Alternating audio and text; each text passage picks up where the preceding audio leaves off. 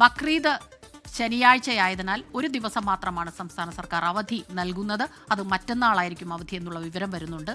ശ്രീജിത്ത് ചേരുന്നുണ്ട് വിവരങ്ങളുമായി.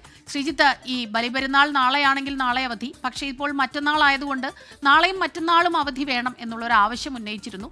പക്ഷേ പെരുന്നാളിന്റെ അവധി ഒരു ദിവസം മാത്രമെന്നാണ്. സ്മിത, ബലിപ്പെരുന്നാളിന് 2 ദിവസം അവധി വേണമെന്നായിരുന്നു മുസ്ലിം സംഘടനകൾ സർക്കാരിന് മുന്നിൽ ഉന്നയിച്ച നിവേദനം. കാരണം മാസപ്പിറവി നീണ്ടുപോയതിനാൽ ബലിപ്പെരുന്നാൾ മറ്റന്നാളാണ് നടക്കുക നിശ്ചയിച്ചിരിക്കുന്നത്. മതപണ്ഡിതർ അതാണ് പറഞ്ഞിരിക്കുന്നത്. എന്നാൽ സർക്കാർ കലണ്ടറിൽ നാളെയായിരുന്നു ബലിപ്പെരുന്നാളിൻ്റെ അവധി. ഇത് പരിഗണിച്ച് 2 ദിവസത്തെ അവധി നൽകണമെന്നാണ് മുസ്ലിം സംഘടനകൾ ആവശ്യപ്പെട്ടത്. എന്നാൽ ഇപ്പോൾ സർക്കാരിൻ്റെ തീരുമാനം വന്നിരിക്കുന്നു.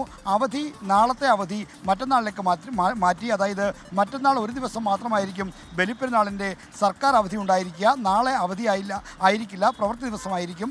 നാളത്തെ അവധി മറ്റന്നാളേക്ക് മാറ്റി. പിന്നീട് ഞായറാഴ്ച കൂടി വരുന്നതുകൊണ്ട് തുടർച്ചയായി 2 ദിവസം ഈ ആളുകൾക്ക് ബക്രീദ് ആഘോഷിക്കാൻ കിട്ടും എന്നതാണ് സർക്കാർ കാണുന്ന ന്യായം. എന്തായാലും ഒരു ദിവസം അവധി നൽകിയാൽ മതി എന്നുള്ള തീരുമാനത്തിലാണ് സർക്കാർ ഇപ്പോൾ ഉള്ളത്. ആ തീരുമാനം, അതുമായി ബന്ധപ്പെട്ട ഫയൽ നേരത്തെ മുഖ്യമന്ത്രിയുടെ പരിഗണനയിലായിരുന്നു. ഇപ്പോൾ മുഖ്യമന്ത്രി തീരുമാനമെടുത്തിരിക്കുന്നു. ആ തീരുമാനമാണിപ്പോൾ നമ്മൾ പുറത്തുവിടുന്നത്.